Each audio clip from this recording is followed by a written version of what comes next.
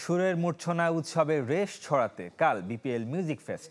প্রধান আকর্ষণ পাকিস্তানের বিখ্যাত শিল্পী রাহাত ফতেহ আলী খান। দেশি গায়ক গায়িকাদের পারফরমেন্স সহ থাকবে নানা আয়োজন। মিউজিক ফেস্ট নিয়ে উচ্ছ্বসিত দর্শকরা 24 ঘন্টা আগেই বিক্রি হয়ে গেছে সব টিকিট। বছর শেষের খুশি নগদে হবে বেশি। নগদ পেমেন্টে নির্দিষ্ট ক্যাটাগরির কেনাকাটায় 300 টাকা পর্যন্ত ক্যাশব্যাক। বিপিএল মিউজিক ফেস্টের জন্য প্রস্তুত হোম অব ক্রিকেট। এই মঞ্চ সুরের মূর্ছনায় মেতে থাকবে সোমবার বিকাল সন্ধ্যা রাত। ক্রিকেট ও সঙ্গীত প্রিয় দর্শকদের জন্য থাকবে নানা আয়োজন। মূল্য কমানোর পর ফেস্টের 24 ঘন্টা আগেই বিক্রি হয়ে গেছে সব টিকিট। দুপুর 2:30টায় মিরপুর শেরেবাংলা স্টেডিয়ামের গেট খোলা হবে দর্শকদের জন্য। বিকাল 4:30টায় রাফার গান দিয়ে শুরু হবে পারফরমেন্স। রাত 8টা পর্যন্ত চলবে দেশীয় শিল্পীদের পরিবেশনা।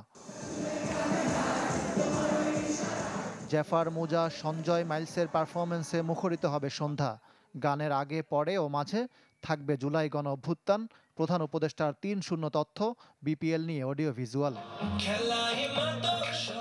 8 দলের মালিক পতাকা হাতে মঞ্চে এসে জানান দেবেন ক্রিকেট উৎসবের।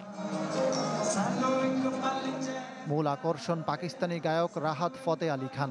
তার পরিবেশনা শুরু হবে রাত 8:30টায়। 3 ঘন্টা মঞ্চ মাতিয়ে রাখবেন উপমহাদেশের প্রখ্যাত এই শিল্পী ও তার দল। সরাসরি উপভোগ করতে তর সইছে না দর্শকদের।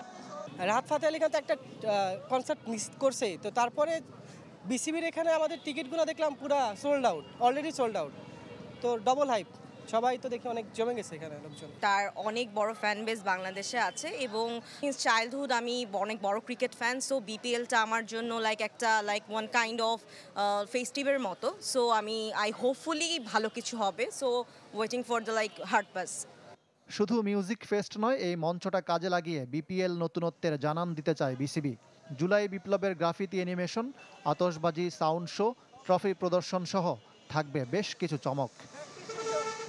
ইকরাম হুসাইন, চ্যানেল 24, ঢাকা।